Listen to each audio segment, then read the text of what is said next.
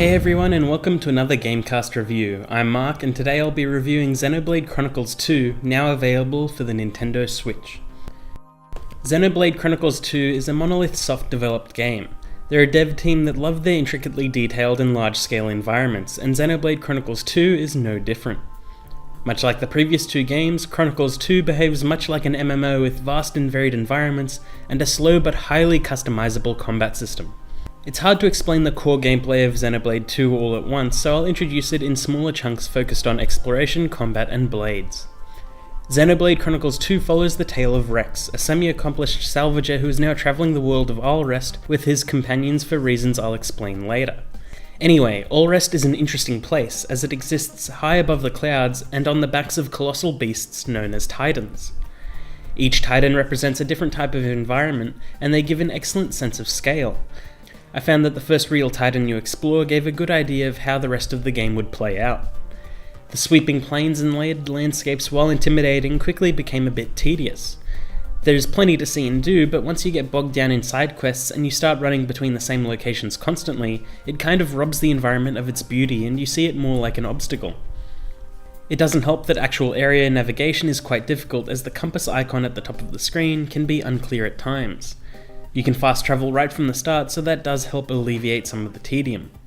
Combat in Chronicles 2 is a little different to the previous titles. Battles take place in real time, your standard attack is automated, and skills can be activated at the press of a button. Most skills have extra effects, such as guaranteed critical strikes when performed from behind the enemy, or adding extra status ailments when the enemy is vulnerable.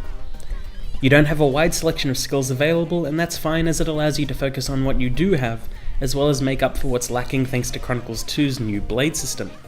Each party member can equip multiple weapons or blades of varying style and elemental affinity. These blades take the form of different creatures and humanoid-like beings. Each blade and weapon type will come with a whole host of skills and party roles which allow you to build each party member the way you want. For example, you may want to alleviate pressure on your healer, so you equip tank-based blades to your other party members to draw aggro. Similarly, you may equip blades that reduce aggro to your attackers and healers so they have the best window to strike from. Furthermore, if you chain together your skills just right, you can boost your battle affinity with your current blade, and then perform special combo attacks that deal heavy damage and seal the skills of your opponent. It gives combat a defined rhythm as you chain together skills, swap blades, and release blade arts to initiate combos. You can also perform chain attacks which pause the combat temporarily and give each party member a chance to deal some serious damage. If a chain attack follows from a combo, you can even extend it further through strategic selection of blades. If it all sounds confusing, then that's fine, because it is. The tutorials are pretty basic and don't tell you enough when you need it, and most of it only makes sense in practice anyway. The game also likes to add new gameplay mechanics constantly, and after 60 hours of the game it was still introducing new mechanics. I appreciate them trying to keep things interesting, but I don't really want to discuss the later features as they'd spoil some major plot points. Next, let's talk about the blades themselves. I've mentioned a little bit about how blades function in combat, but there is so much more to them than that. Basically, blades act as your extra party members. Some are gained through story or side quest progression, while a large majority of them are gained by opening mountains of core crystals. Blades are broken down into two categories, common and rare. Rare blades are the ones bursting with personalities that have extensive skill trees and even have individual side quests. Common blades are pretty much just filler material. It can be really hard to get rare blades, as there's a chance to open a rare blade are all over the place. From around hour 30 to hour 50 of my playtime, I didn't get a single rare blade. I'd opened hundreds of cores but never got anything remotely useful. It's an annoying system to have RNG on, as the rare blades are a highlight of the game. Each one had a guest artist design them, and they are pretty vital to actual gameplay. Their skill trees are much larger than common blades and usually give the best buffs. Although some skills can be annoying to gain, like killing certain unique monsters in certain ways or depositing hundreds of thousands of gold in a warehouse. But it does all pay off eventually. Maxing out a blade will help in and out of combat, as each blade also comes with field skills. These skills can be used to open up new areas, unlock chests, and even progress side quests. Rare blades usually have the best and most unique skills, so it's again important to grind them out, which could take a ridiculous amount of time. There's also a special artificial blade that has unique equipment and slots that only come from playing a really annoying minigame. I ended up neglecting the blade for a large portion of the game just because I couldn't stand sitting through the minigame grinding out random loot until I got what I needed. Xenoblade Chronicles 2 is the story of Rex and his chance meeting with the mysterious Blade Pyra. After a series of unforeseen events, Rex partners up with Pyra and he promises to take her to the fabled land of Elysium, which resides high above the clouds at the top of the World Tree. Along their travels, they'll encounter a number of anime stereotypes and cartoony villains. Some characters are written much better than others, and some scenes don't come across as emotionally charged as I think they would have liked.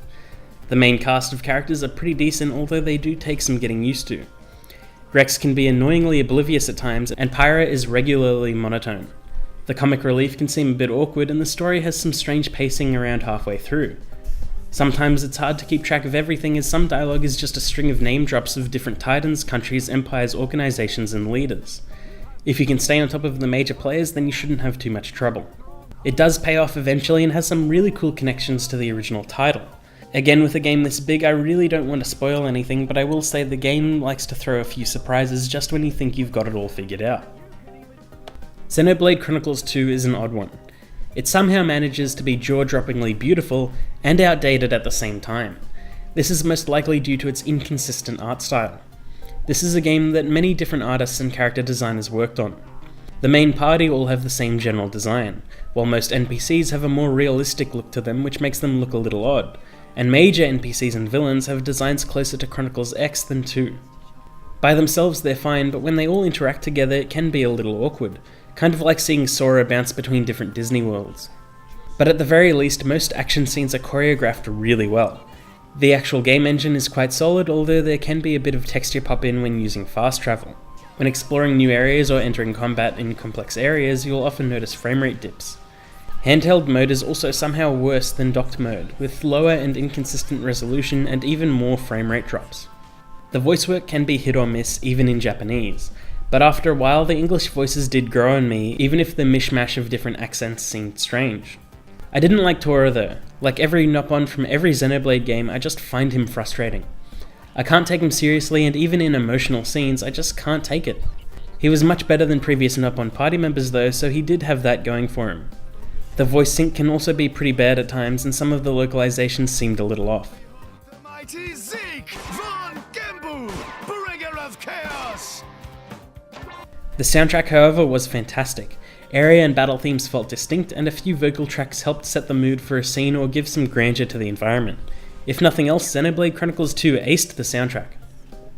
I did have quite a bit of fun with this title. However, much like the previous Xenoblade games, that came at the cost of dozens of hours of aimless wandering before the game really opened up or clicked with me. But while I did really get into it, it was always the small but consistent annoyances that pulled me out of the experience. Sitting through unskippable animations, getting one-shot by a monster that just happened to walk past me, or losing items off a cliff because they burst out of gathering points just constantly ticked me off. Because of that, whenever I talked about the game, I always said Xenoblade Chronicles 2 is good, but it has issues. Even after finishing it and letting it sit with me for a week or so, I still feel that way. So because of that, I'd say Xenoblade Chronicles 2 is best enjoyed when you've waited for a sale. It's a good game, but has a steep learning curve of endless mechanics, niggling issues, and a slow burn till you get to the good stuff. I hope you liked that video. Don't forget to like and subscribe, and if you'd like to see more from me, you can find me right here as part of the review team or over at Arisen Culture. Until next time, bye! Combo, third stage. Awesome.